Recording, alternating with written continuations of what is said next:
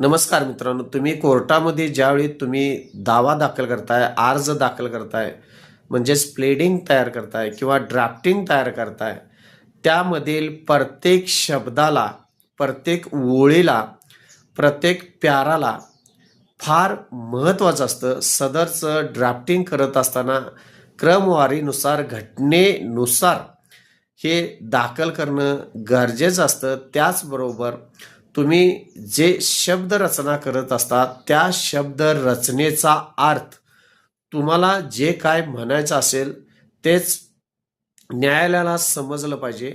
तीच गोष्ट कर्मचाऱ्यांना न्यायालयाच्या समजली पाहिजे, तीच गोष्ट विरोधी वकिलाला समजली पाहिजे, तीच गोष्ट प्रतिवादींना समजली पाहिजे.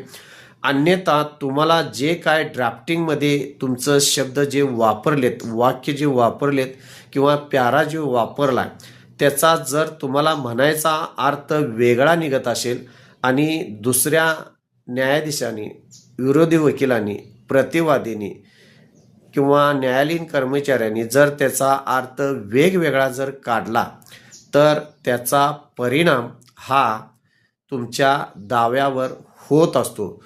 त्यामुळं महत्त्वाची गोष्ट मित्रांनो इथं सांगण्यात आलेलं आहे, golden rule of drafting is that it should not be clearly understood, but it should not be misunderstood. म्हणजे तुम्हाला जे काय म्हणायचं आहे मित्रांनो, त्या म्हणण्यातून गैरसमज किंवा चुकीचा अर्थबोध निघता कामा नये.